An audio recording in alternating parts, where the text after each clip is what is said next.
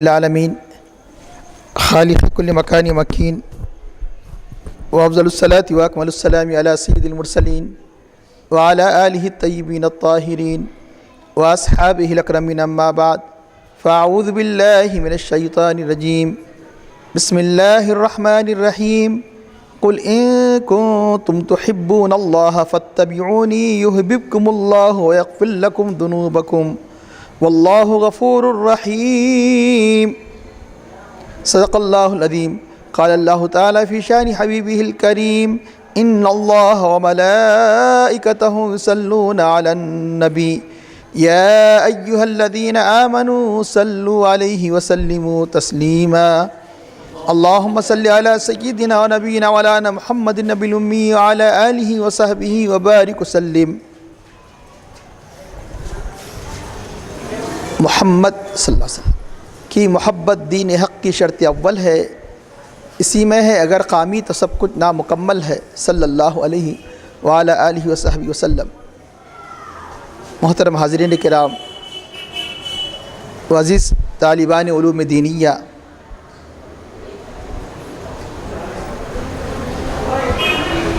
ابھی قرآن کریم کی جس مشہور و معروف آیت کریمہ کی تلاوت کا شرف حاصل کیا گیا، اس میں اللہ تعالیٰ اپنے حبیب پاک صلی اللہ علیہ وسلم کی محبت و اتباع کی عظمت کو بیان فرمایا، اس کی اہمیت کو اجاگر فرمایا۔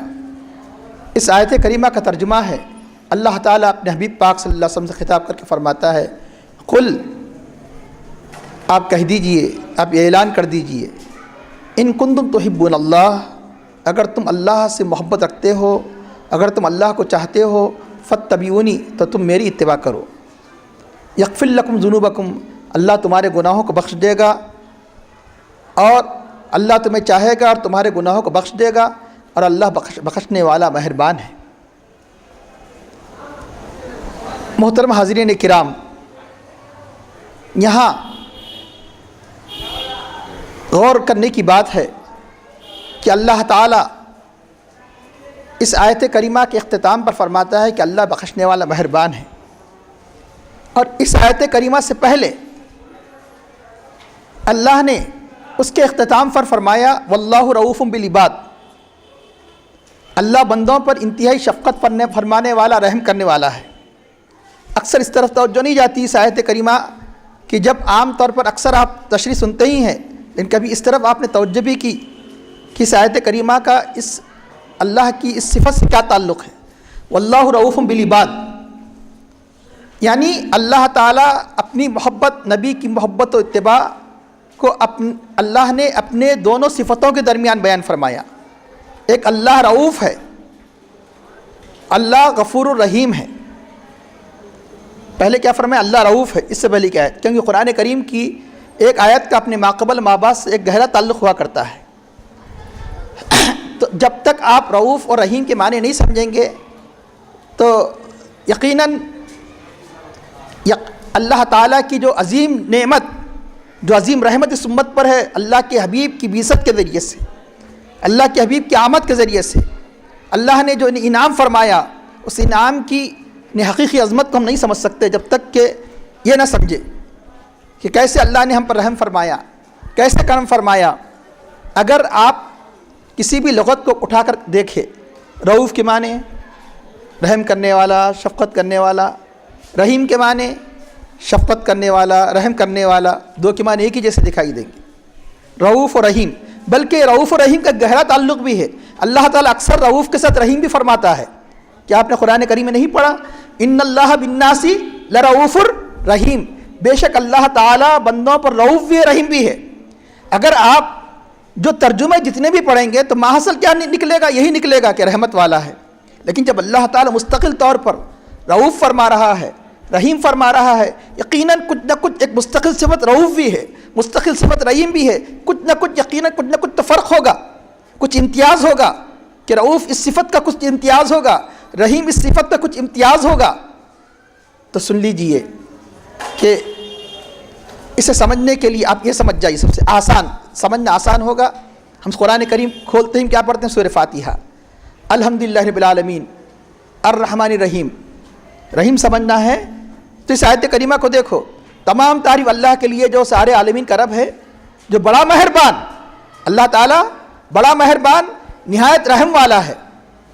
بظاہر دونوں کے دونوں رحمان اور رحیم رحمت سے نکلے ہیں الفاظ، یہ کلمات، لیکن اس میں فرق یہ ہے رحمان وہ ہے جو ماننے والوں پر بھی رحم کرے، جو نہ ماننے والوں پر بھی رحم کرے، ماننے والوں کی بھی روزی دے اور انکار کرنے والوں کو بھی روزی دے۔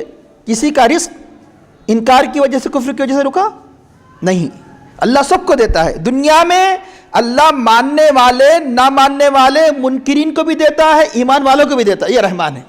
رحیم وہ ہے جو اللہ تعالیٰ ماننے والوں کو اس دنیا میں اور خصوصیت سے بڑے بڑے انعامات اللہ تعالیٰ آخرت میں عطا فرمائے، یہ رحیم ہے۔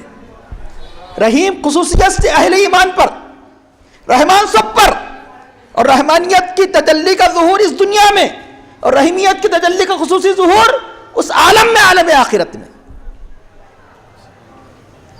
تو اب یہ بات سمجھ میں آ چکی کہ رحیم کے معنی خصوصی طور پر اہل ایمان پر، ماننے والوں پر رحم کرنے والا، رحمان جو مانتے ہیں نہ مانتے ہیں سب پر رحم فرمانے والا۔ اب یہ سمجھ چکے رحیم کے معنی۔ اب آئیے رؤوف، رؤوف رحم کرنے والا، شفقت کرنے والا۔ تو یاد رکھیے کہ رحمت کے پہلے معنی سمجھ جائیے۔ رحمت خواہ رؤوف، خواہ رحمان ہو کہ رحیم، رحمت کس کو کہتے ہیں مطلق، کیونکہ سب کے سب الفاظ کا تعلق رحمت سے ہے۔ رحمت کی تعریف ایصال الخیر الی العبد، بندے کو کوئی خیر کی بات پہنچانا، کوئی نعمت عطا کرنا، کوئی نعمت عطا کرنا، اس کو کہتے ہیں رحمت۔ ایصال الخیر، خیر کو پہنچانا، رحمت کہتے ہیں اس کو۔ اب اگر کسی پر آپ رحم کر رہے ہیں، کوئی کسی پر رحم کر رہا ہے، کوئی کسی پر رحم کر رہا ہے، لیکن اس رحمت کے حاصل کرنے میں آپ کو کوئی مشقت ہو رہی ہے، اس رحمت کو متوجہ کرنے میں، ان عنایتوں کو متوجہ کرنے میں کچھ آپ کو تکلیف بھی اٹھانا پڑ رہی ہے، نتیجتاً تو مل رہی رحمت لیکن کچھ مرحلوں سے گزرنا پڑ رہا ہے، تو اسے کہتے ہیں اس کی تجلی کو حاصل کرنے کے لیے جو شفقتیں اٹھانی پڑتی ہے، تو رحیم کی تجلی اس وقت ہوتی ہے جب آپ کچھ مشقتوں سے گزرتے ہیں۔ رحیم کی تجلی، یعنی رحیم کی خصوصی عنایت کب ہوتی ہے؟ رحیم کی صفت کی جب کہ آپ کچھ کچھ تکالیف و مشقتوں سے گزرتے ہیں۔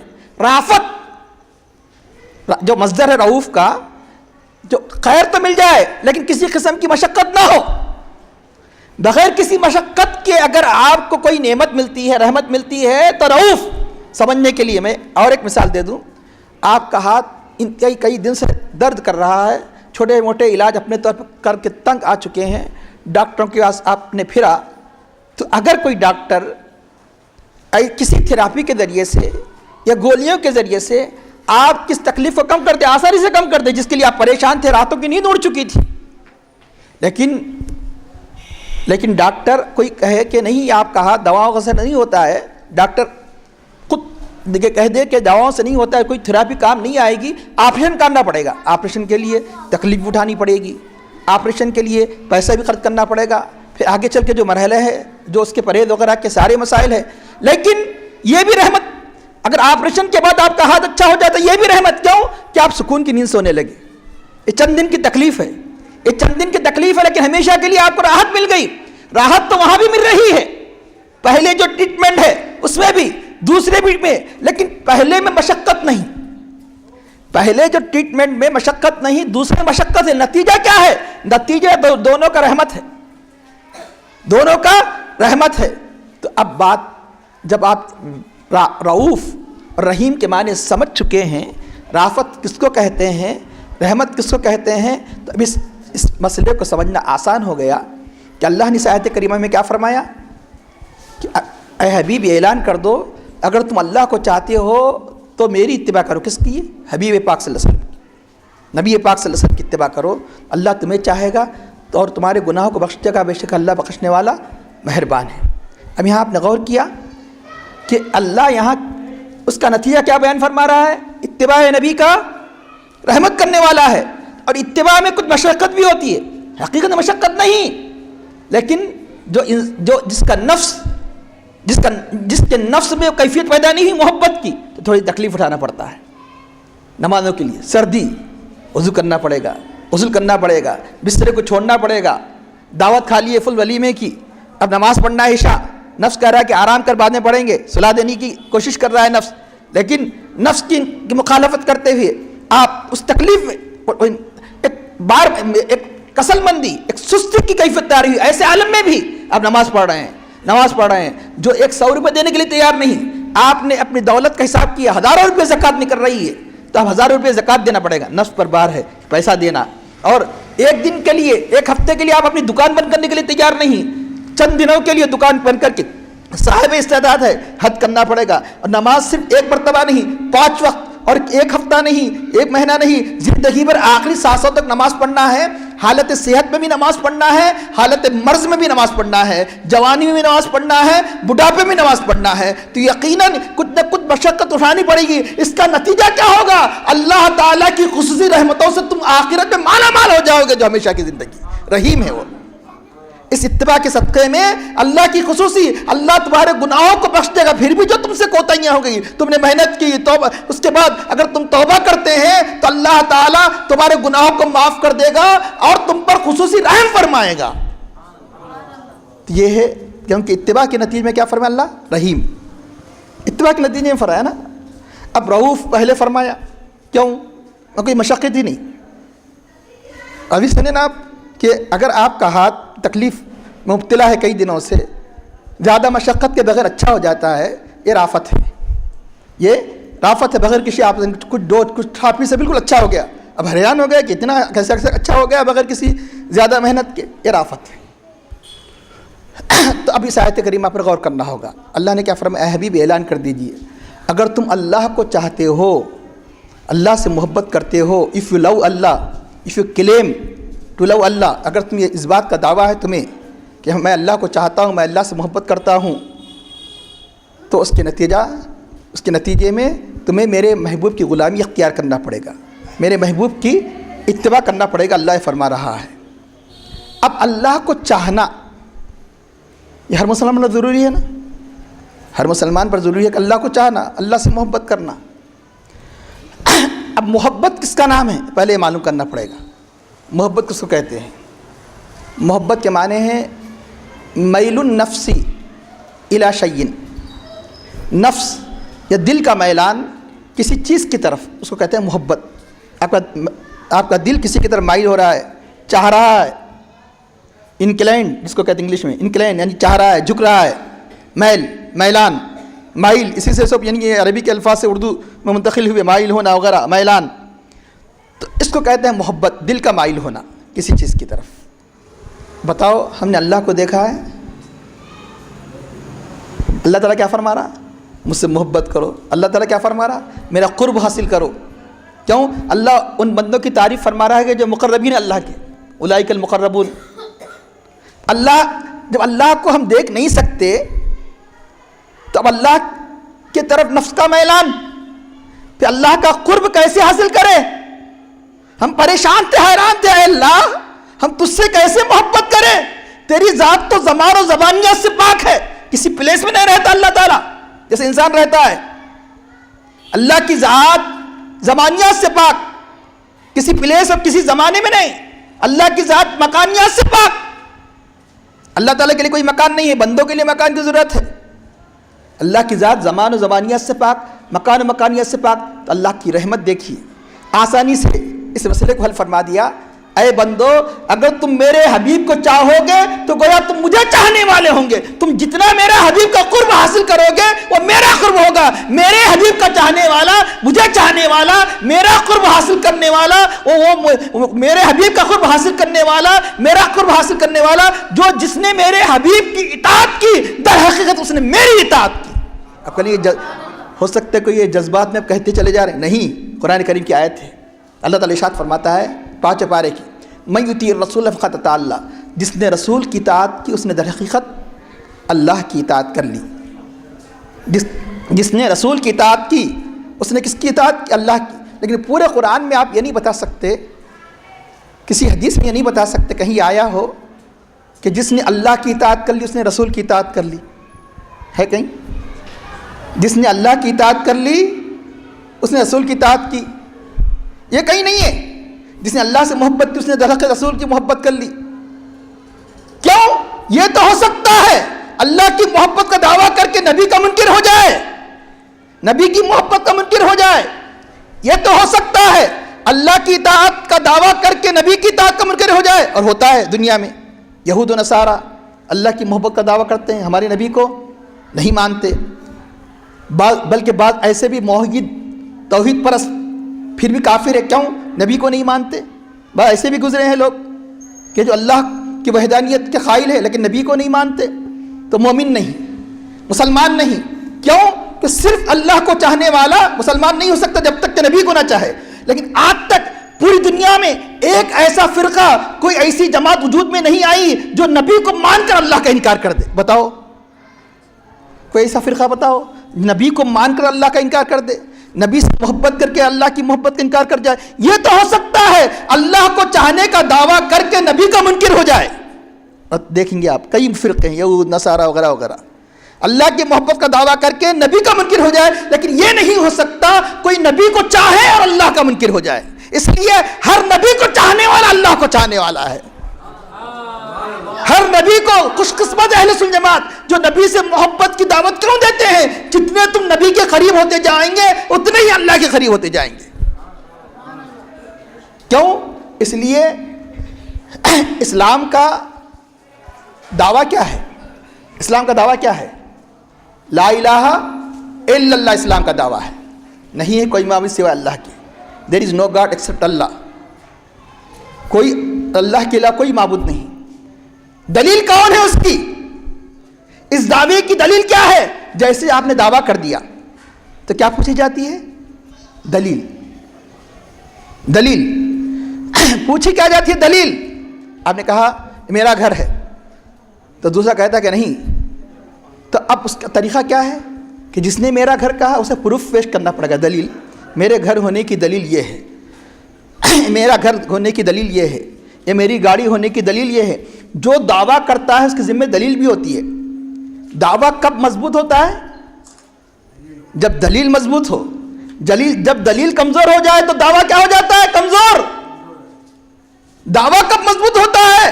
دلیل مضبوط ہونے کی صورت میں۔ لا الہ الا اللہ اسلام کا دعویٰ ہے، دلیل کون ہے؟ محمد الرسول اللہ۔ اہل سنت الجماعت محمد صلی اللہ کو کیوں زیادہ سمجھاتے ہیں؟ اس لیے کہ جو جتنا دلیل کو سمجھتا چلا جائے گا اتنا ہی اس کا دعویٰ مضبوط ہوتا چلا جائے گا۔ مقصود تو اللہ ہی کی محبت ہے، مقصود تو اللہ ہی کا قرب ہے، لیکن اس اللہ کے قرب کا ذریعہ، اللہ کی محبت کا ذریعہ نبی سے محبت، نبی کی غلامی، نبی کی اتباع، نبی کی اطاعت۔ اس اطاعت کے بغیر، اس اتباع کے بغیر اللہ کی محبت ملنے والی نہیں ہے۔ اس لیے اللہ تعالیٰ نے اپنے حبیب پاک سے کیا خطاب فرمایا؟ قل، آپ کہہ دیجئے۔ ہر بات کی ابتدا تو قل سے تو نہیں ہوتی قرآن میں۔ قرآن میں اللہ نے فرمایا نماز پڑھو، قل اقیموا الصلاۃ فرمایا، وآتوا الزکاۃ نماز قائم کرو، حبیب کہہ دیجئے زکوٰۃ، کئی جگہ احکام دیے، قل نہیں فرمایا۔ اب اہل ایمان پر روزہ بظاہر مشقت ہے، اتنی بڑی عبادت ہے، یہ نہیں قل یا الذین حبیب کہہ دیجئے ایمان والو تم پر روزے فرض کیے گئے، حج کرو، وَأَتِمُّوا الْحَجَّ وَالْعُمْرَةَ لِلَّهِ، قل آپ یہ کہہ دیجئے کہ اے لوگوں تم حج و عمرے کو پورا کرو۔ قل کیوں فرمایا؟ خطاب کیوں فرمایا؟ قل کے ذریعے سے اپنے حبیب کو خطاب کیوں فرمایا؟ یہ تو بات آپ کئی مرتبہ سن چکے ہیں، لیکن یہاں ایک اہم نقطے کی طرف آپ کے اشارے کو کی طرف توجہ، آپ کی توجہ کو مبذول کروں گا۔ اللہ تعالیٰ جب اپنے توحید کی بات کہتا ہے تو اپنے حبیب سے خطاب فرماتا ہے، توحید کے بعد کہتا ہے تو اپنے حبیب سے۔ کیوں؟ اللہ کی توحید جو سب سے بڑی صورت یعنی سورہ اخلاص جو قرآن کریم میں، اس لیے جس کا 3 مرتبہ پڑھنا ایک قرآن پڑھنے کے برابر۔ اللہ تعالیٰ اس کی ابتدا یوں بھی فرما سکتا تھا، خود اپنی توحید کا اعلان بغیر نبی کو خطاب کیے کہ ڈائریکٹ اللہ احد، اللہ ایک ہے، لیکن ایسا نہیں کیا، بلکہ قل هو اللہ احد، اے حبیب آپ کہہ دیجیے اللہ ایک ہے۔ یہ اعلان آپ کے زبان اقدس سے ہونی چاہیے. کل کہہ کے اپنی بات بھی منہ سے تیری سنی, اللہ کو ہے گفتگو اتنی تیری پسند.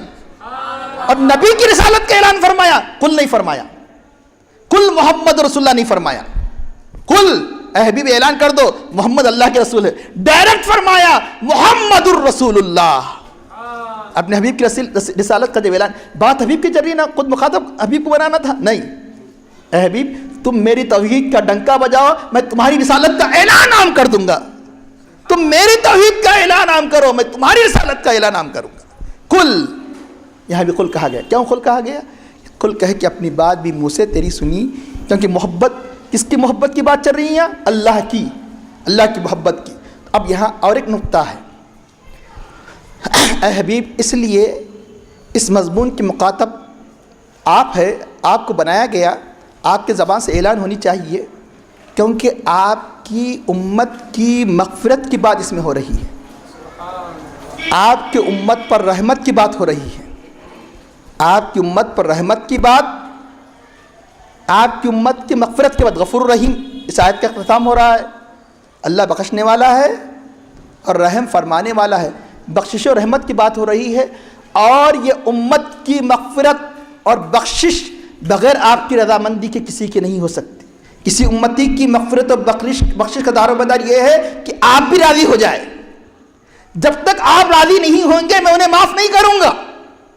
جب تک آپ ان کی شفاعت نہیں فرمائیں, جب تک آپ ان کی مغفرت کی سفارش نہ فرمائیں, میں معاف نہیں کرنے والا. آج اندھا دھند اعلانات کیے جا رہے, نبی کی توسل, نبی کی شفاعت وغیرہ کا کان ذکر ہے, نعوذ باللہ قرآن کریم میں بغیر علم کے جو چاہے بکا جا رہا ہے. سن لیجیے, اللہ تعالی ارشاد فرماتا ہے کہ دیکھو مغفرت اور رحمت کا کس حد درجے اللہ کے حبیب سے تعلق ہے کہ اللہ کے حبیب جب تک راضی نہیں ہوں گے اللہ کی مغفرت رحمت تم پر متوجہ نہیں ہو سکتی. اللہ تعالیٰ فرماتا ہے وَلَوْ أَنَّهُمْ إِذْ ظَلَمُوا أَنفُسَهُمْ جَاءُوكَ, اگر یہ لوگ اپنے آپ پر ظلم کرے تو آپ کی بارگاہ میں آئیں. لوگ اپنے آپ پر ظلم کرے, اپنے آپ پر ظلم کریں گے نا, کوئی آدمی مار لیتا اپنے آپ کو, مار لیتا. اور ہم نماز میں کیا کہہ رہے ہیں؟ اللہم انی ظلمت نفسی, اے اللہ میں نے اپنے آپ پر ظلم کیا. ہو سکتا ہے کوئی انسان کسی پر ظلم نہ کرے زندگی بھر, لیکن اپنے آپ پر کئی مرتبہ ظلم کرتا ہے. اللہ کی ہر نافرمانی کو اپنے آپ پر ظلم سے تعبیر کیا جاتا ہے. اللہ کی ہر نافرمانی کیا ہے؟ اپنے آپ پر ظلم. کیوں؟ اللہ کی نافرمانی کرو گے, نماز نہیں پڑھو گے, روزے نہیں رکھو گے, صاحب نصاب ہوتے ہوئے بھی زکوٰۃ نہیں دو گے, صاحب استطاعت ہوتے ہوئے حج نہیں کرو گے, حقوق اللہ ادا نہیں کرو گے, حقوق العباد ادا نہیں کریں گے, والدین کے حقوق, بیوی بچوں کے حقوق ادا نہیں کریں گے, حق تلفیاں کریں گے, تو قبر کے عذاب میں تم مبتلا ہوں گے. یہ بس ادھر کی پسلی ادھر ہو جائے گی. زکوٰۃ نہیں دیں گے کہ بچھو سانپ مسلط کر دیے جائیں گے, حشر کی تکلیف, جہنم کی تکلیف. اب بتاؤ یہ خبر میں جو پسلیاں ادھر سے ادھر ہو رہی ہیں, خبر میں جو بچھو اور سانپ مسلط ہو رہے ہیں, فرشتے کوڑے مار رہے ہیں, کس نے ظلم کیا؟ کسی نے ظلم نہیں کیا, ان اعضاء پر تم نے خود ظلم کیا. اگر اللہ کی فرمانبرداری کرتے ہوتے, نبی کی اتباع کیے ہوتے, نبی کی اتباع کیے ہوتے تو آج یہ نوبت نہیں آتی. تو انسان خود اپنا ظالم ہے. اللہ کی ہر نافرمانی گویا اپنے آپ پر ظلم کرنا ہے. تو اللہ تعالیٰ کیا فرماتا ہے, اگر کوئی اپنے آپ پر ظلم کرے, یعنی مطلب اللہ کی نافرمانی کرے, کہاں آئے اے حبیب؟ آپ کی بارگاہ میں آئے. جاؤ کا نافرمانی کرے اللہ کی, آئے کہاں؟ آپ کی بارگاہ میں. جاؤ کا اللہ کے حبیب, اللہ تعالیٰ اپنے حبیب سے خطاب کر کے فرماتا ہے آپ کے پاس آئے, آ کے کیا کرے؟ فاستغفر اللہ, اللہ سے اپنے گناہوں کی معافی طلب کرے. اللہ سے آپ کے پاس آ کے اللہ سے گناہوں کی معافی طلب کرے. واستغفر لهم رسول, رسول بھی ان کے لیے مغفرت طلب کرے. رسول بھی ان کے لیے معافی طلب کرے.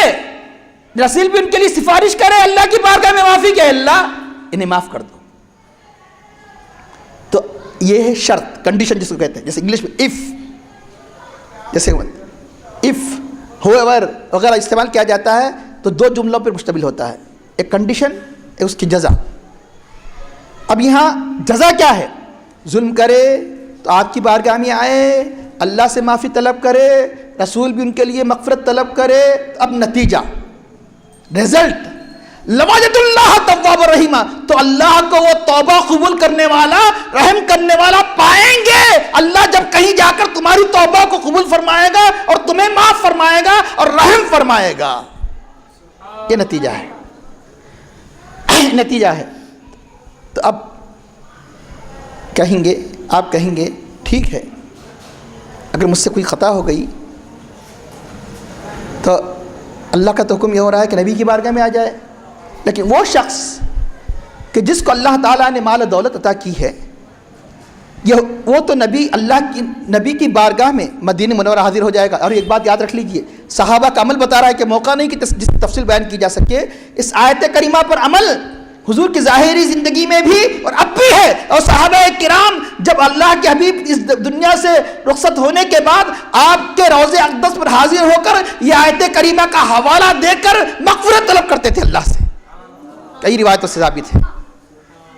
علماء کرام سے اب رجوع ہوئی، بتائیں گے روایات۔ تو اب یعنی یہ حکم ہمیشہ کے لیے، حکم ہمیشہ کے لیے۔ اب ایک شخص سے کوئی خطا ہو گئی، اگر وہ مالدار ہے تو نبی کی بارگاہ میں حاضر ہو کر اللہ سے مغفرت طلب کر سکتا ہے، لیکن کسی کو اتنا سرمایہ حاصل نہیں ہے کہ نبی کی بارگاہ میں بار بار جائے، تو وہ کیا کرے؟ تو یاد رکھنا، اللہ نے اپنے حبیب پاک صلی اللہ علیہ وسلم کو سارے عالمین کے لیے رحمت بنایا، مالداروں کے لیے بھی رحمت بنایا، غریبوں کے لیے بھی رحمت بنایا، بے کسوں کے لیے رحمت بنایا، صحت مندوں کے لیے رحمت بنایا، بیماروں کے لیے رحمت بنایا، ساری کائنات کے لیے رحمت بنایا۔ تو اللہ کے حبیب کی رحمت کو ہر جگہ عام کیا۔ اگر آپ مدینے کی دھرتی پر جا کر نبی کے سامنے اپنے خطاؤں کا اعتراف نہ کر سکے تو تمہیں صبح سے لے کر شام تک 5 مرتبہ میں، 5 مرتبہ نہیں، 5 مرتبہ میں کئی مرتبہ نبی کی بارگاہ میں حاضر ہونے کا اللہ تمہیں شرف عطا فرماتا ہے۔ شرط کیا ہے؟ نبی کی اتباع کرو۔ شرط کیا ہے؟ نبی کی اتباع کرو۔ نبی کی اتباع کیسے؟ کہ نبی کی اتباع تو کئی مراحل ہے کہ فرائض و واجبات۔ سب سے پہلے نبی کی اتباع، نماز۔ تو نماز میں کیا کرتے ہیں ہم؟ نماز کا اختتام کیسے ہوتا ہے کہ ہم تشہد آخر میں آخری قاعدے میں بیٹھتے ہیں۔ آخری قاعدہ میں کیا کرتے ہیں؟ پہلے ہم کیا کرتے ہیں؟ تشہد پڑھتے ہیں، اس کے بعد درود ابراہیم، اس کے بعد ہم اپنے ظلم کا اعتراف کرتے ہیں، مغفرت کی دعا کرتے ہیں، اللہم انی ظلمت نفسی ظلما کثیرا ولا یغفر الذنوب الا انت فاغفر لی مغفرۃ من عندک وارحمنی انک انت الغفور الرحیم۔ یعنی اے اللہ، میں نے اپنے آپ پر ظلم کیا ہے، بہت ظلم کیا ہے، اللہم انی ظلمت نفسی ظلما کثیرا ولا یغفر الذنوب الا انت، کوئی گناہوں کو نہیں بخشتا سوائے تیرے، فاغفر لی، مجھے بخش دے، ان پر رحم فرما، اور تو بخشنے والا مہربان ہے، تو بخشنے والا مہربان ہے۔ اب اس ظلم کے اعتراف، اپنے اس خطا کے اعتراف سے پہلے آپ نے کیا کیا؟ اس آیت کریمہ پہ عمل کر کے، اس آیت کریمہ پہ عمل کیا۔ کیسے؟ نبی کی بارگاہ میں اگر ہم جسم سے نہیں جا سکے تو روحانی طور پر ایک مصلی، ایک نمازی السلام علیک ایھا النبی ورحمۃ اللہ وبرکاتہ کہہ کر نبی کی بارگاہ میں حاضر ہو چکا۔ تشہد میں کیا کیا جاتا ہے؟ اللہ کے حمد و ثنا کے ساتھ کیا کہتے ہیں؟ التحیات للہ والصلوات والطیبات السلام علیک ایھا النبی ورحمۃ اللہ وبرکاتہ۔ علیکہ، آپ پر سلام ہو، اس سیکنڈ پرسن ہے، غائب ہے، تھرڈ پرسن کیا کہا جاتا ہے؟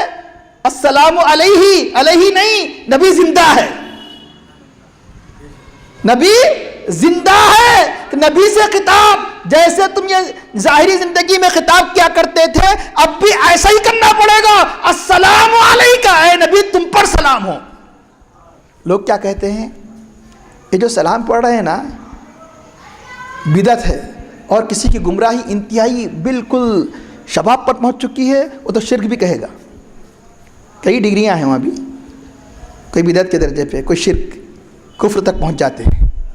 تو السلام علیکہ کیوں؟ یا کہہ کے پکار رہے، دور والے کو نہیں پکار سکتے، زندے کو پکار رہے، نعوذ باللہ۔ ایسی ایسی باتیں نبی کے خلاف، ایسی ایسی بکواسیں کیا کرتے ہیں۔ تو سن لیجئے کیا کیا کیا بدعت انہوں نے قرار دیا؟ یا نبی سلام علیکہ، یہ پڑھنا بدعت ہے، یہ پڑھنا بدعت ہے۔ میں عرض کروں، اس کا ترجمہ سن لیجیے اچھی طرح. السلام علیکہ ایھا النبی، السلام علیکہ ایھا النبی. ایو کے معنی اے، اور فصیح اردو میں یا، اے فصیح اردو میں یا، جیسے او انگلش او کہا جاتا ہے. اے النبی، نبی تو آپ جانتے ہیں دا پروفٹ. یہ ال کا ہے، یہ ال ڈیفینٹ آرٹیکل جو اردو میں نہیں پایا جاتا. ہر زبان کا ایک مزاج ہوتا ہے. انگلش میں پایا جاتا ہے، عربی میں پایا جاتا ہے. انگلش میں دا، عربی میں ال. مثال کے طور پر قلم، اردو میں خالی پینی بولیں گے آپ، قلم بولیں گے آپ، اردو میں قلم بولیں گے. انگلش میں دا پین، عربی میں القلم. ال مانا دا، ال کے معنی کیا ہے؟ دا. ذہن نشین کر لیجئے. قلم اردو، القلم عربی، دا پین انگلش. ال بمانا دا. تو ال کا ترجمہ اردو میں نہیں کیا جاتا. ایھا کے کا ترجمہ یا. ال تو ترجمہ اردو میں نہیں کیا جاتا. نبی کے معنی نبی، ایھا النبی کے معنی کیا ہوا؟ یا نبی. السلام علیکہ، ال کا ترجمہ اردو میں نہیں. سلام کے معنی سلام، علیکہ کے معنی علیکہ. ایک حرف، ایک کلمہ نہ زیادہ نہ کم. السلام علیکہ ایھا النبی کا فصیح ترجمہ بلا کم و کاس زیادتی کمی کے بالکل ایز اٹ از ترجمہ جس کو کہا جاتا ہے یا نبی سلام علیکہ. اسی سے تو بھاگتے ہیں نا، یا نبی سلام علیکہ. نماز میں تو واجب، اور نماز پڑھتے سلام پڑھتے شرک. اسلام شرک کی تعلیم دیتا ہے، نماز شرک سکھاتی ہے. جو کلمات نماز میں یقیناً عبادت ہے، نماز میں ذکر ہے، خارج نماز میں بھی وہ مستحب ہوں گے. خارج نماز میں جتنا سبحان ربی العظیم پڑھیں گے مستحب، سبحان ربی الاعلیٰ پڑھنا مستحب. تو خارج نماز میں کوئی عربی میں السلام علیکہ ایھا النبی کہتا ہے تو کوئی اپنی زبان میں یا نبی سلام علیکہ کہتا ہے. اب اس لیے سے امام غزالی رحمہ نے کیا فرمایا؟ ایک نمازی جب یہ پڑھے تو یہ تصور کرے میں نبی کی بارگاہ میں ہوں، میں نبی کی بارگاہ میں ہوں. یہ تصور کرے. ارے نبی کے تصور سے نعوذ باللہ کہنے والوں نے تو یہاں تک کہہ دیا کہ نبی کے تصور سے نماز میں نقص آ جاتا ہے. بلکہ ہم کہتے ہیں کہ نبی کے تصور سے تو نماز کمال کو پہنچتی ہے. کیوں؟ نماز کے کمال کا پہلا درجہ یہ ہے کہ معنی پر توجہ کریں گے. جب معنی پر توجہ کریں گے تو کیا معنی ہوں گے؟ اے نبی ہم آپ پر سلام بھیج رہے ہیں. بغیر تصور کے نماز کیسے آپ کی کمال کو پہنچے گی؟ نماز کا کمال تو یہ ہے، یہ وہ ذات ہے کہ اگر نماز میں کسی کو سلام کر دے تو نماز گئی. آپ کا دوست آ گیا السلام علیکم، رہتی نماز گئی. ارے یہ وہ ذات ہے اگر ان کو سلام نہ کیا جائے تو آپ کی نماز نہیں ہوگی. کسی کو سلام کر دیا جائے تو نماز ختم. اور اگر ان کو سلام اگر نہیں بھیجا جائے تو آپ کی نماز ناتمام. کیوں کہ تشہد پڑھنا واجب. تشہد پڑھنا جب واجب تو اللہ کی حمد و ثنا بھی واجب، نبی پر سلام بھیجنا بھی واجب. جب آپ نے واجب کو ادا کیے بغیر نماز مکمل کر دی تو نماز نہیں ہوئی، اس کا دہرانا واجب. بلکہ نبی پر سلام تو یہ وہ فضیلت سن لیجئے کہ اگر نماز میں کوئی فساد ہو جائے، فساد مانے کوئی واجب چھوٹ گیا، یہ واجب کی تکرار ہو گئی، واجب چھوٹ گیا، واجب کی تکرار ہو گئی تو کیا کرتے آپ؟ ختم نماز نہیں، اب شروع سے پڑھنا پڑے گا. نہیں، اللہ تعالیٰ کا رحم و کرم دیکھیے. اب کیا کیے؟ 4 رکعت والی نماز تھی، دوسری رکعت میں قاعدے میں نہیں بیٹھے، یا کچھ عجیب قسم کے حالات ایسے تھے. نہیں ہونا چاہیے ایسا کہ آئے جامعہ سے کھڑے ہوئے کہ فاتحہ بھی نہیں پڑھی، تیز تیز سے پڑھ کے علم ترا پڑھ لیا اور رکوع میں چلے گئے. رکوع میں یاد آیا، سجدے میں یاد آیا میں سورہ فاتحہ نہیں پڑھا. اب پلٹنا نہیں. کیوں کہ فرض سے پھر پلٹیں گے نہیں ہم قیام کی طرف. آپ کی نماز ہو جائے گی. اگر واجب چھوٹ جائے، واجب تکرار ہو جائے، تاخیر ہو جائے، شرط کیا ہے؟ سجدے سہو کرے. کیا مطلب؟ کہ اے اللہ تعالیٰ گویا کہتا ہے کہ دیکھو اے مصلی، تیری نماز نہیں جائے گی اگر تو دوبارہ میری حمد و ثنا کے ساتھ میرے نبی پر 2 مرتبہ اگر سلام بھیجے گا تو تیری نماز مکمل. ارے 1 مرتبہ نماز میں سلام سے ٹکراتا رہا تھا، اب 2 مرتبہ بھیجنا پڑے گا۔ اب نماز کی تکمیل کیسے ہوگی؟ 2 مرتبہ نبی پر سلام بھیج۔ کیسے؟ سجدہ سہو کس کو کہتے ہیں؟ تشہد پڑھ کے، سلام پھیر کے، پھر سجدے کر کے، پھر تشہد پڑھنا۔ کیا مطلب؟ اللہ کی حمد و ثنا دوبارہ کرنا، اللہ کے نبی پر سلام دوبارہ بھیجے تو نماز مکمل۔ اور اس کے بعد سلام عرض کرنے کے بعد، تشہد کی تکمیل کے بعد کیا کرتے ہیں؟ اللہ کے حبیب پر ہم درود پڑھتے ہیں، درود ابراہیم۔ تو ایک مصلی، ایک نمازی درود و سلام کے ذریعے سے اس آیت کریمہ پر گویا عمل کیا۔ وَلَوْ أَنَّهُمْ إِذْ ظَلَمُوا أَنفُسَهُمْ جَاءُوكَ، اگر یہ لوگ اپنے آپ پر ظلم کرے تو کہاں آئے؟ آپ کی بارگاہ میں آئے۔ جو جسم سے نہیں جا سکتا تو روح سے حاضر ہو جائے، توجہ سے حاضر ہو جائے، ایمانی توجہ سے حاضر ہو جائے۔ اب اس کے بعد اپنا گناہ کا اعتراف کرے۔ اللہ تعالیٰ فرماتا ہے کیا کہ اللہم انی ظلمت نفسی ظلما کثیرا، تو جس کا نتیجہ کیا ہوگا؟ تو اللہ کا جب کہیں جا کر اللہ تعالیٰ تمہاری توبہ کو قبول فرمائے گا اور تم پر رحم فرمائے گا۔ اس لیے امت کی مغفرت کی بات تھی، اس لیے اللہ نے فرمایا اے حبیب یہ اعلان آپ کے زبان اقدس سے ہونا چاہیے، اس لیے فرمایا قل۔ پھر یہ نہیں کہا گیا کہ اے حبیب قل للذین آمنوا، ایمان والوں سے کہہ دو، قل للذین کفروا، کافروں سے کہہ دو، یہ نہیں کہا گیا۔ قل مطلق کہا گیا، کیوں؟ اللہ کی محبت کے دعوے دار جیسے اہل ایمان ہیں، غیر اہل ایمان بے ایمان بھی ہے، اللہ کی محبت کے دعوے دار۔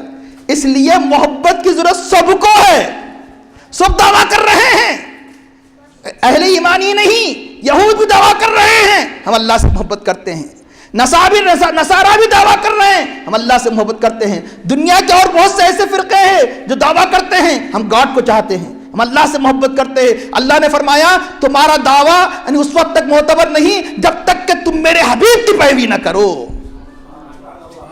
تم سچے نہیں سمجھے جاؤ گے جب تک کہ تم میرے محبوب کے غلام نہ ہو جاؤ۔ اس لیے اے حبیب یہ اعلان مطلق ہے، ساری دنیا کے ماننے والے نہ ماننے والے سب کے لیے اعلان ہے، لیکن ہر ایک کے لیے اتباع الگ الگ۔ جو کفر شرک میں ہے ایمان لائے ان کے لیے اتباع اطاعت، جو ایمان والا ہے بے نمازی ہے تو نماز پڑھے، جو زکوٰۃ وغیرہ نہیں دیتا ہے وہ زکوٰۃ ادا کرے، جو جس درجے میں ہے ہر درجے میں اتباع ضروری ہے۔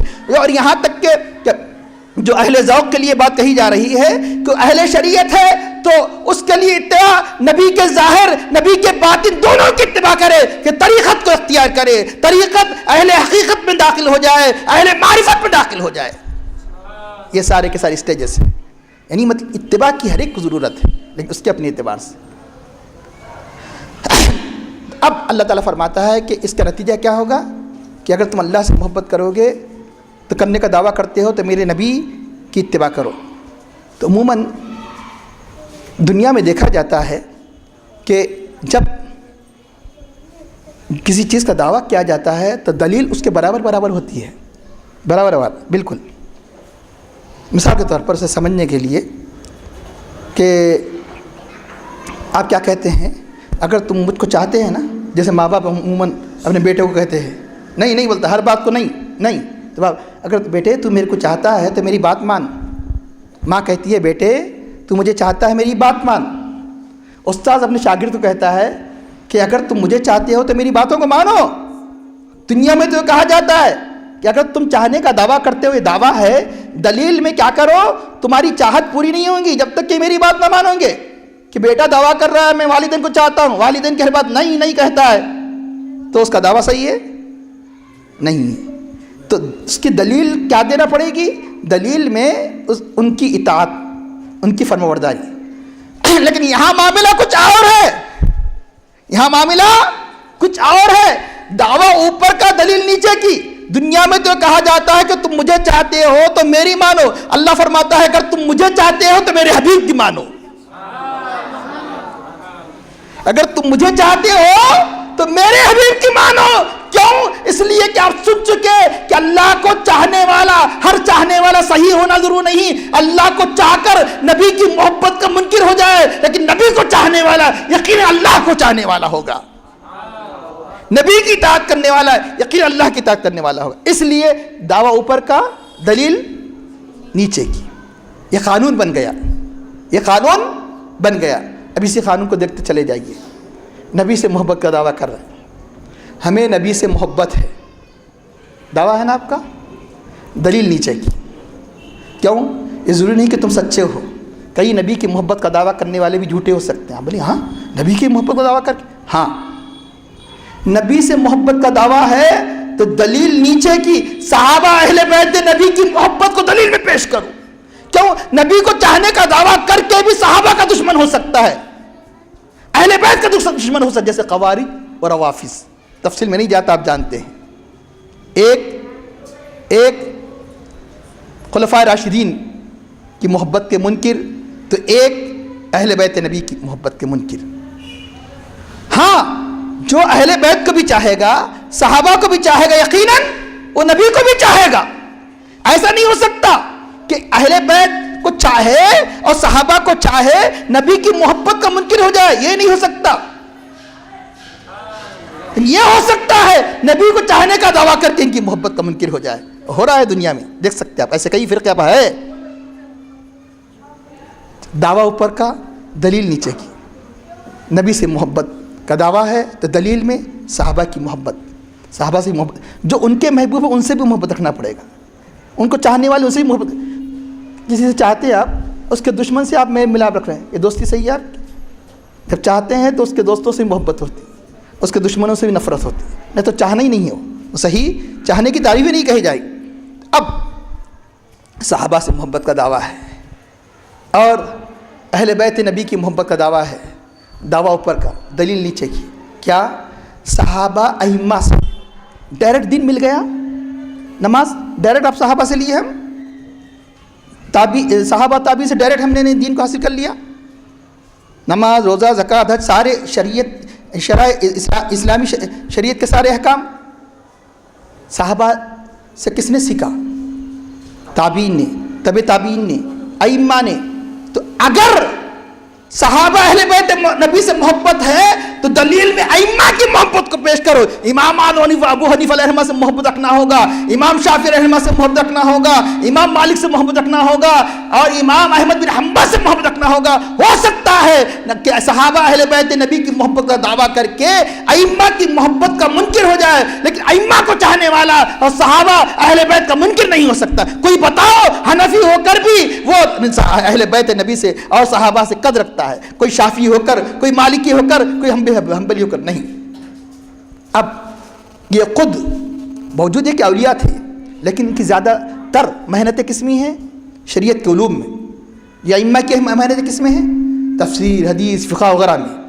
باوجود یہ کہ اولیاء ہے, لیکن جنہوں نے تزکیہ نفوس, جنہوں نے ظاہر کے ساتھ ساتھ باطن کی تزکیے کے جنہوں نے اصول بنائے, جنہوں نے اللہ کے حبیب کے ظاہر و باطن دونوں کی مطابقت کی, وہ کون ہیں؟ وہ اولیاء. اگر ائمہ سے محبت ہے تو کس سے محبت کرنا پڑے گا؟ ائمہ سے محبت ہے تو اولیاء سے محبت کرنا پڑے گا. ہو سکتا ہے کوئی حنفی ہو کر وہابی ہو جائے, کوئی شافعی کا دعویٰ کر کے وہابی ہو جائے, لیکن کوئی اولیاء کو چاہنے والا ہے تو کبھی بھی غیر مقلد نہیں ہو سکتا. جو اولیاء کو چاہے گا تو یقیناً امام اعظم ابو حنیفہ کو چاہے گا, امام مالک کو چاہے گا, امام شافعی کو چاہے گا, امام احمد بن حنبل علیہ الرحمہ کو چاہے گا. یہ تو ہو سکتا ہے ائمہ کو مان کر اولیاء کی عظمتوں کا منکر ہو جائے, لیکن اولیاء کی عظمتوں کو ماننے والا ان ائمہ کی محبتوں کا منکر نہیں ہو سکتا. اس لیے ہمارے اہل سنت جماعت کے علماء ربانیین نے ایک اچھا نسخہ ہمیں دے دیا, ایک اچھا دامن پکڑا دیا. کیا؟ اگر کوئی یا غوث یا خواجہ کہتا ہے تو سمجھنا کہ اوپر تک جانے کی گارنٹی ہے. کوئی یا غوث یا خواجہ کہتا ہے تو اس کی اوپر تک جانے کی گارنٹی ہے, لیکن کوئی صرف یا اللہ کہتا ہے, یا رسول اللہ کہتا ہے کہ گارنٹی نہیں کہ کہاں جا کے لٹک جائے, یا تو رافضی بن جائے, یا خارجی بن جائے, یا غیر مقلد بن جائے, اہل حدیث ہو جائے. لیکن جو یا غوث کہے گا یا خواجہ کہے گا وہ گارنٹی ہے وہ نبی تک ماننے والا ہوگا. اولیاء کو ماننے والا اوپر تک پہنچنے کی گارنٹی دی جا سکتی ہے، لیکن جو اوپر سے آ رہا ہے نہ معلوم کہ کہاں وہ رک جائے۔ کوئی تو ایسے ہیں کہیں رک جاتے ہیں، نبی تک بھی نہیں آتے، اہل قرآن بن کے رہ جاتے، حدیث نہیں مانتے، حدیث نہیں، ایسے بھی ہیں حدیث نہیں مانتے۔ تو اس لیے اللہ نے ایک اصول دے دیا، اگر تم اللہ کو چاہتے ہو تو میرے نبی کی بات مانو، میرے نبی کی اتباع کرو، اس کے نتیجہ کیا ہوگا؟ اللہ بھی تمہیں چاہے گا، اللہ تمہارے گناہوں کو بخش دے گا۔ کیونکہ مجھے اور ایک جگہ جانا ہے، اس لیے میں اختصار سے نتیجے کی طرف آ رہا ہوں کہ یہاں اگر تم اللہ کو چاہتے ہو تو میری اتباع کرو، نتیجہ کیا ہے؟ نتیجہ یہاں بھی ان آ رہا، ان مانے اف انگلش میں، اف جب آئے گا تو دو جملوں پر آئے گا، ایک کنڈیشن ہوگا، اس کی جزا ہوگی، یہ کنڈیشن ہے، اگر تم اللہ کو چاہتے ہو تو میری اتباع کرو۔ اب جزا کیا ہے اس کی؟ رزلٹ کیا ہے اس کا؟ اللہ تمہیں چاہے گا، تم اگر میرے محبوب کے ہو جائے تو اللہ تمہارا ہو جائے گا۔ اب تک تم کتنی بڑی جگہ ہے، اب تک کیا تھے تم؟ محب، اللہ کو چاہنے کا دعویٰ کر رہے تھے، لیکن نبی کے غلام ہونے سے اب محبوب ہو گئے، اللہ تمہیں چاہ رہا ہے، اللہ تمہیں چاہے گا۔ اگر تم میرے نبی کی پیروی غلامی کرو گے، محبت رکھو گے، کہ نتیجہ کتنا عظیم نتیجہ ہے، اور جس کو چاہا جاتا ہے، جس کو محبوب بنایا جاتا ہے، اس کے خطاؤں کو معاف کر دیا جاتا ہے، اللہ ان کے خطاؤں کو، تمہارے خطاؤں کو معاف کرے گا، اللہ بخشنے والا مہربان ہے۔ تو میں آخری بات عرض کروں، یقیناً ہر مومن جس کے دل میں اللہ اس کے رسول کی محبت ہے، اپنی حیثیت سے اتباع اطاعت کرنے کی کوشش کرتا ہے، تو اب اللہ کتنا چاہتا ہے، اللہ کس کو کتنا مغفرت فرماتا ہے، بات بالکل آسان ہے، جتنا تم نبی کو چاہو گے۔ نبی کو چاہنے کی دلیل کیا ہے؟ اطاعت، اتباع، جتنی تم نبی کی اتباع اطاعت کریں گے اللہ بھی تمہیں اتنا ہی چاہے گا۔ اسے سمجھنے کے لیے ہر مسلمان تو چاہتا ہی ہے، کچھ نہ کچھ چاہتا ہے، ہر مومن تو جتنا چاہتا ہے اس کا نتیجہ کل قیامت کے دن اتنا ہی دیکھے گا۔ مثلاً اگر اللہ اس کے رسول کی محبت کے ساتھ اس دنیا سے چلے جائے، لیکن شومی قسمت کی وجہ سے اعمال صالحہ نہیں کر سکا، شومی قسمت کی وجہ سے، نفس کی محبت میں، نفس تو کیا کیا اس نے؟ گناہوں پر گناہیں کیا، لیکن ایمان کے ساتھ رخصت ہو گیا۔ اللہ کی کم از کم محبت اس مومن کے ساتھ کیا ہوگی؟ اللہ چاہے تو نافرمانی کی وجہ سے ہمیشہ ہمیشہ جہنم میں ڈال دے، لیکن اللہ تعالیٰ اپنے حبیب کی شفاعت، اپنے رحم و کرم کی بنیاد پر اللہ تعالیٰ جب بھی مقدر ہے اسے ایمان کی وجہ سے، اللہ اس کے رسول کی محبت کی وجہ سے اللہ جہنم میں نکال کر جنت میں ڈالے گا۔ یحببکم اللہ کا یہ ادنا درجہ ہے، لیکن آپ پسند کرتے ہیں، یہ پسند کرتے ہیں آپ کو کہا جائے کہ ہم آپ کو زبردست فلیٹ دے دیں گے، زبردست بنگلہ دے دیں گے، کار دے دیں گے، لیکن 2-3 دن تم کو آگ میں جلائیں گے، تمہیں 6 مہینے اتنے سال تک تمہیں سخت قسم کی قید میں رکھا، نہیں وہ میری روٹی سوکھی روٹی اچھی ہے، ایسی قید نہیں، ایسی سزا نہیں۔ اب دنیا کے تکالیف ختم ہونے والے ہیں، آپ اس راحت کی پرواہ نہیں کریں گے۔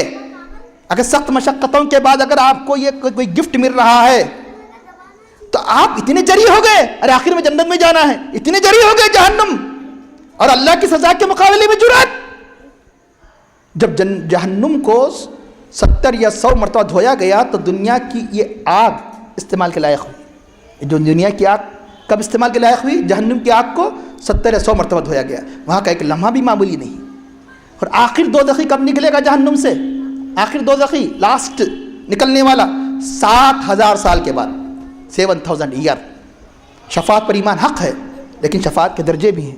اللہ کے حبیب سجدے میں جائیں گے، ایک گروہ کو نکالا جائے گا، پھر ایک گروہ کو نکالا جائے گا، ایک گروہ کو نکالا جائے گا۔ آخر جو مشکات المصابیح کی روایت سے ثابت ہے کہ آخر شخص جو جہنم سے ایمان کی بنیاد پر نکالا جائے گا کہ وہ کتنے دن تک وہ جہنم میں رہے گا؟ 7000 سال۔ آپ بولیں گے 7000 سال میں اس کا عالم کیا ہوگا؟ یقیناً کوئلہ بن گیا ہوگا، لیکن حیات رہے گی۔ کیوں؟ کہ تاکہ جہنم میں موت آنے والی نہیں، جنت میں موت آنے والی نہیں، تاکہ عذاب کا مزہ چکتے رہے۔ کوئلہ بن جائے گا، کیا کب کوئلہ جنت میں جائے گا تو کیا مزہ آئے گا؟ لیکن یاد رکھو، ایک اللہ کا وعدہ بھی ہے کہ حسین و جمیل نوجوان بنا کر جنت میں داخل کیا جائے گا۔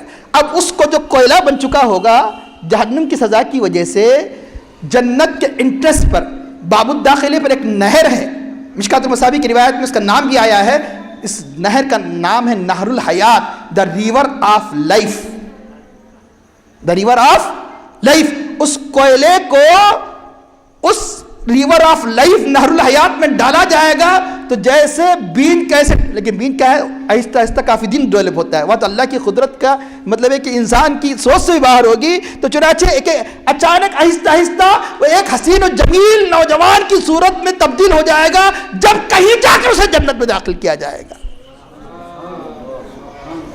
تو اب یقیناً ہم چاہتے ہیں کہ حشر میں کوئی تکلیف نہ ہو، قبر میں کوئی تکلیف نہ ہو، تو آپ کی اتباع کا بھی معیار کیا ہونا چاہیے؟ بلند، اعلیٰ۔ اور وہ لوگ جنہوں نے گناہ نہیں کیے، اعمال صالحہ کیے، لیکن کثیر اعمال صالح نوافل وغیرہ مجھ سے زیادہ نہیں کیے، لیکن ہر جگہ کچھ نہ کچھ تو ہیبت ہوگی، پریشانی ہوگی، فلاں ہوگی، اس کے بعد آخرکار نجات ہو جائے گی، جہنم میں نہیں جائیں گے۔ لیکن وہ کتنے خوش نصیب ہیں کہ اللہ اپنی عنایتوں پر عنایتیں، سب لوگ حیرانی پریشانی میں نفسی نفسی کا عالم میں ہے، سب اللہ تعالیٰ ایسے عالم میں عرش کے سائے کے نیچے جگہ دے رہا ہے۔ وہ کون؟ اولیاء اللہ، ان کی اتباع کے اعتبار سے جتنی محبت بڑھتے جائے گی اتنی اللہ کی، جتنی اتباع بڑھتی جائے گی نبی کی، اتنی ہی اللہ کی عنایت محبت کی کیفیات بڑھتے چلے جائے گی۔ جب دنیا میں ہم چاہتے ہیں کہ ہمیں زیادہ سے زیادہ آرام ہو، آرام ہی کے لیے سب کر رہے ہیں، محنت، اتنی محنت کی ضرورت نہیں تھی، 2-3 گھنٹے کما لینا کافی تھا۔ اچھا کپڑا ہونا، معمولی کپڑے بھی زندگی چل سکتے، نہیں، اچھا کپڑے لینے کے لیے نہیں چلتا، 4-5 گھنٹے بہت کمانا پڑتا ہے، پھر نوکری کے علاوہ بھی اور اوور ٹائم کرنا پڑتا اور کچھ دوسرا بزنس کرنا پڑتا۔ اچھا گھر یہ چل سکتا تھا اتنا، نہیں، میرا RCC گھر ہونا، گھر ہے تو بنگلہ ہونا، ارے گاڑی پہ، ایک سائیکل پہ بھی معاملی چل سکتے، زیادہ نہیں، ڈسٹینس کم ہے آپ اور آپ کے آفس کا، نہیں، مجھے سائیکل موٹر ہونا چاہیے، سائیکل موٹر ہے نہیں، اور آرام ہونا چاہیے کہ پولوشن وغیرہ سے محفوظ ہے، کار ہونا چاہیے، ایک کار نہیں 2 کار ہونا چاہیے۔ دنیا جو ختم ہونے والی ہے، آپ کی حرص ختم نہیں ہوتی، لیکن آخرت جو ہمیشہ ہمیشہ رہنے والی ہے، اگر حرص نہیں ہے تو وہاں کی، اگر ہم چاہتے ہیں کہ اللہ کی خاص عنایتیں ہم پر ہو، اللہ کثرت سے ہمیں چاہے، تو یقیناً جتنی ہم اپنے حبیب پاک صلی اللہ علیہ وسلم کی اتباع کریں گے، جتنی محبت رکھیں گے، اللہ کی عنایت اتنی ہی بڑھتے چلے جائے گی، اور آخری حد کی تو کوئی انتہا نہیں، لیکن ایک اللہ والے کی پر اللہ کی تو عنایتیں ہوتی ہے، اسے بیان کر کے رخصت ہوتا ہوں۔ کتنا چاہتا ہے، بخاری شریف کی روایت آتی ہے، کوئی بندہ فرض سے بڑھ کر میرا قرب حاصل نہیں کیا، بندہ نوافل کے ذریعے میرا قرب حاصل کرتا جاتا ہے، یہاں تک کہ میں اس کو اپنا محبوب بنا لیتا ہوں۔ جب میں اس بندے کو محبوب بنا لیتا ہوں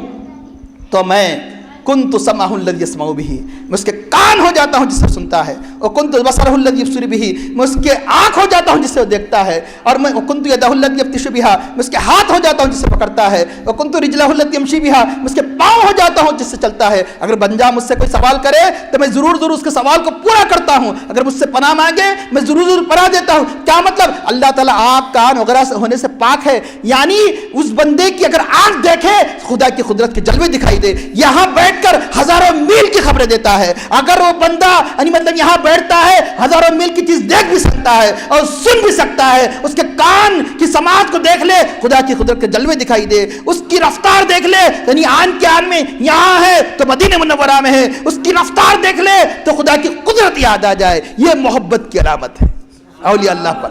ایسی محبت کس کو عطا کرے گا؟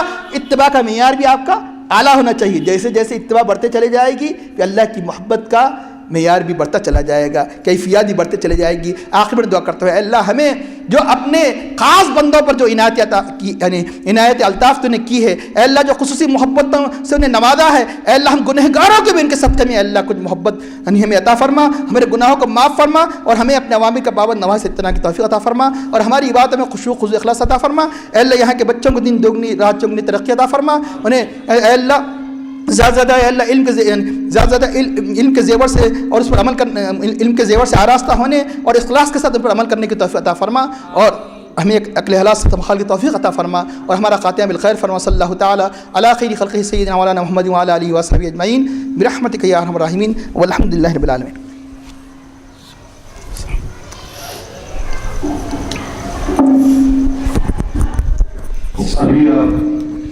میرے استاد محترم کامل الحدیث، کامل التفسیر، کامل الفقہ حضرت علامہ مولانا پروفیسر ڈاکٹر سید بدیع الدین صابری صاحب قبلہ حفظہ اللہ کا بیان سماعت فرما رہے تھے۔ اب میں عالم اسلام کے جید عالم دین حضرت علامہ مولانا مفکر ملت قمر احمد اشرفی صاحب قبلہ مدد اللہ بانی و ڈائریکٹر سنی سنٹر حیدرآباد سے خواہش کرتا ہوں کہ وہ اپنے پرنور بیان سے ہم سب کے دلوں کو منور فرمائیں۔